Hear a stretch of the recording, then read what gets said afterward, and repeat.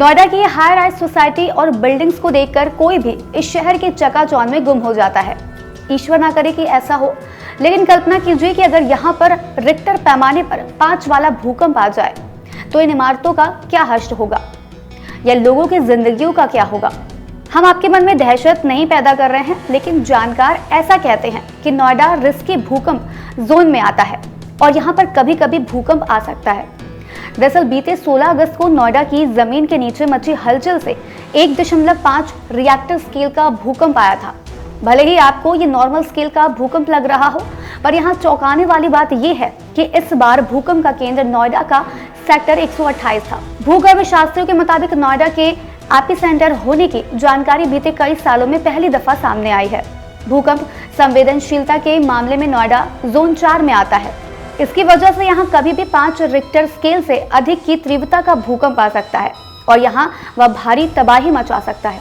सबसे पहले ये समझते हैं कि नोएडा या एनसीआर को इस जोन 4 में किसने, क्यों और किस आधार पर रखा है। दरअसल भूकंप आने की फ्रीक्वेंसी और इससे जुड़े खतरों के आधार पर किसी देश को भूकंपीय क्षेत्र या सिस्मिक जोन में बांटा जाता है। इसमें जोन के बढ़ते नंबर हाई रिस्क और हाई फ्रीक्वेंसी वाले भूकंपीय क्षेत्रों को दिखाते हैं, जिसका सीधा मतलब है कि जितना बड़ा नंबर उतना ज्यादा भूकंप आने की संभावना। हमारा पूरा देश 2 से 5 तक के सिस्मिक जोन में बटा हुआ है।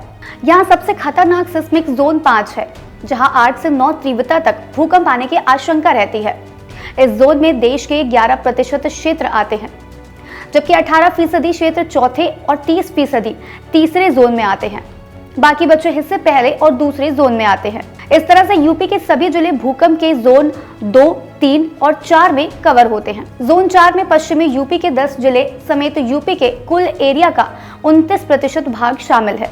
जोन 3 लखनऊ, बाराबंकी, सीतापुर, हरदोई, कन्नौज, मैनपुरी समेत यूपी के कुल एरिया का 43.8% भाग शामिल है। इसके अलावा जोन 2 में ललितपुर, झांसी, महोबा, जालौन, बांदा, कौशाम्बी, इलाहाबाद के कुछ हिस्सों समेत प्रदेश का 22.7% भाग शामिल होता है। राज्य सरकार द्वारा आपदा प्रबंधन से जुड़ी तमाम तैयारियों के बावजूद वास्तविक तस्वीरें कुछ और ही कहती हैं। नोएडा भूकंप की दृष्टि से संवेदनशील क्षेत्र है, जिसके चलते अगर यहाँ 5 रिएक्टर से ज्यादा का भूकंप आ जाए तो सबसे ज्यादा नुकसान यहाँ की हाई राइज सोसाइटी और बिल्डिंग्स का होगा।